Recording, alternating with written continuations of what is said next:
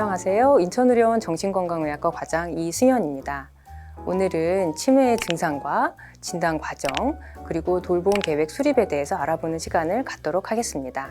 치매란 뇌기능 손상으로 인해 뇌의 인지기능이 자신이 본래 가지고 있었던 정도에 비해서 저하되고 이로 인해서 생활에 지장이 생기는 경우를 말합니다.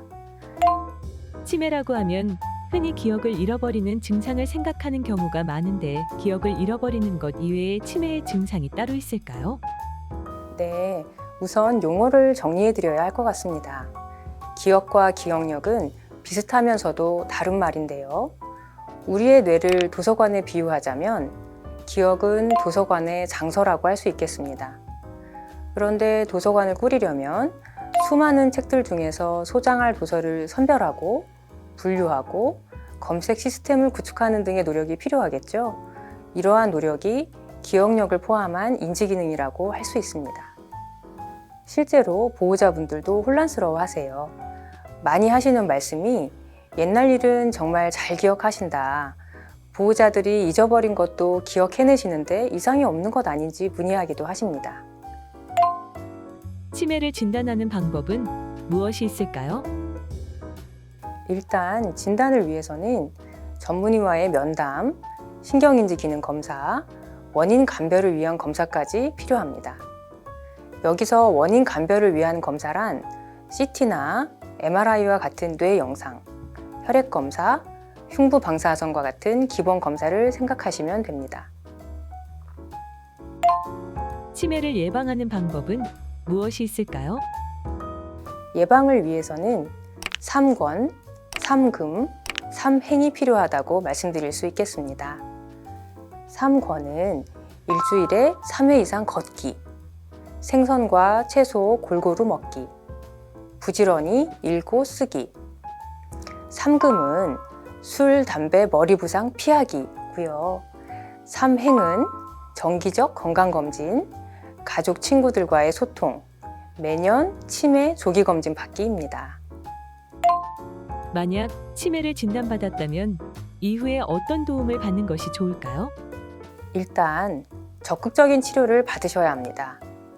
치매의 원인에 따라 치료가 달라지는데요. 우선 알츠하이머 병이 원인인 경우 인지기능 장애의 진행을 둔화시키는 약물을 투여합니다. 혈관성 치매의 경우에는 뇌 혈관 질환의 진행을 막는 약물을 함께 투여하고요. 또한 인지기능 저하로 인한 여러 행동 문제가 있는 경우 그 증상을 치료하는 약물을 투여합니다. 또한 검사를 통해 치료 가능한 원인이 있는 경우 이를 교정하게 됩니다. 두 번째로 돌봄 계획을 세우셔야 합니다. 돌봄의 큰 원칙은 환자를 안전하게 보호하기, 독립적 기능 유지해주기, 가족들 책임 분담하기라고 할 수 있겠습니다. 구체적으로 살펴보면 환자의 주변을 단순하고 변함없이 유지해 주시는 것이 좋습니다. 안전을 위해 고무줄로 된 바지, 똑딱이 단추가 달린 옷, 지퍼가 달린 신발 등 편한 옷을 준비하시고 음식을 잘게 썰어 목이 막히지 않게 해주시고 말기에는 음식을 으깨거나 주스로 만들어 주시는 것도 도움이 됩니다. 바닥은 거칠고 잘 미끄러지지 않는 신발을 신게 하시는 것도 좋습니다. 또한 성냥, 칼, 포크, 유리컵 등 안전사고가 발생할 수 있는 것들은 환자의 눈에 띄지 않는 곳에 둡니다. 목욕 시에는 환자의 몸에 피부염이나 욕창, 상처가 생기지 않았는지 정기적으로 확인하시는 것도 필요합니다. 그리고 또한 독립적인 기능을 유지하기 위해서 규칙적인 생활을 유도하고 낮에 육체적인 활동을 시켜 야간에 충분한 수면을 유도하시고 요실금, 변실금을 방지하기 위해 규칙적으로 배뇨, 배변을 유도하는 것이 좋습니다.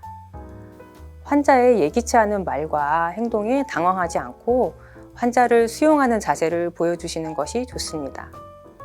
성적인 행동이나 난폭한 행동을 하더라도 당황하지 말고 다른 곳으로 관심을 돌리도록 유도해 주시고 망상과 환각에 따른 말이나 행동을 하더라도 다투지 말고 환자를 안정시키려 노력하며 다른 곳으로 관심을 돌려주십시오. 환자에게 적절한 자극을 유지해 주시는 것이 필요하고, 배회하는 문제가 있을 경우 배회를 억제하면 더 난폭해지므로 산책, 운동을 함께하고, 만약의 경우를 대비해 이름과 연락처를 적은 팔찌를 손목에 두르거나 옷에 연락처를 새겨두시는 것이 도움이 됩니다. 또 경찰서에서 지문 등록을 하시는 것도 많은 도움이 됩니다.